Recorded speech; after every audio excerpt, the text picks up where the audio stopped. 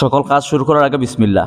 আর কোরআন শরীফের আগে, তিলাওয়াতের আগে বিসমিল্লাহর আগে কি আউযুবিল্লাহ। এটা কেন আল্লাহ বাধ্যতামূলক করে দিয়েছেন? ফাইদা ক্রাআতাল কোরআন ফাস্তাইয বিল্লাহি মিনাশ শাইতানির রাজিম। কোরআন শরীফ তিলাওয়াতের আগে তোমরা অবশ্যই আউযুবিল্লাহি মিনাশ শাইতানির রাজিম পড়ো, শয়তান থেকে আল্লাহর কাছে আশ্রয় চাও। কেন বাধ্যতামূলক করে দিলেন? যে শয়তান কখনো চাইবে না আপনি কোরআন শরীফ তিলাওয়াত করবেন। এজন্য দারসে কোরআনে উপস্থিত হওয়া, এটা মনে করেন না আপনি সাধারণ কোনো একটা বিষয়। এটা শয়তান সর্বোচ্চ চেষ্টা করবে আপনাকে কিভাবে দারসে কোরআন থেকে বঞ্চিত রাখা যায়। আর কোরআন যদি আপনি তিলাওয়াত করেন, কোরআন যদি বুঝেন, এটা আপনি এমনি হয়তো বুঝতে পারবেন না যে এখানে বসলে এখানে মুসা আলাইহিস সালামের কাহিনী, ঈসা আলাইহিস সালাম, এটা আমার শুনে কি লাভ। আমি এই যে এখানে ডাক্তার সাহেব আছেন, ওই দেখলাম ওসমানী মেডিকেলে গেলাম কয়েক বছর আগে, একজন অসুস্থ আমাদের একজন আত্মীয়, উনি স্ট্রোকের রোগী। নেওয়ার পরে ওনার থেরাপি লাগবে, উনি নিয়মিত করে রুটিন করে সপ্তাহে 2 সপ্তাহ পর ওসমানী মেডিকেলে এসে থেরাপি দিতে হয়।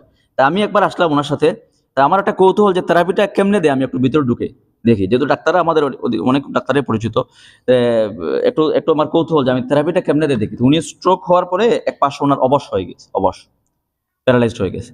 তো দেখলাম উনি শোয়া অবস্থায় আছেন, আর উপরে শুধুমাত্র একটা আলো, আর কিচ্ছু নাই।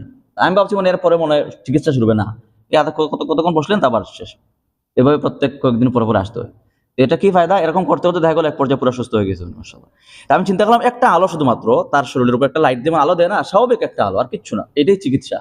তাহলে একটা আলোর মাধ্যমে তার প্যারালাইসিস দূর হয়ে যায়। চিকিৎসা বিজ্ঞানের আলোকে, আলোর শুধুমাত্র একটা আলো, কিন্তু বাহ্যিক আপনি বুঝতে পারবেন এই আলোর মধ্যে সকল অ্যাকশন। তা কোরআনটা একটা নূর, একটা আলো।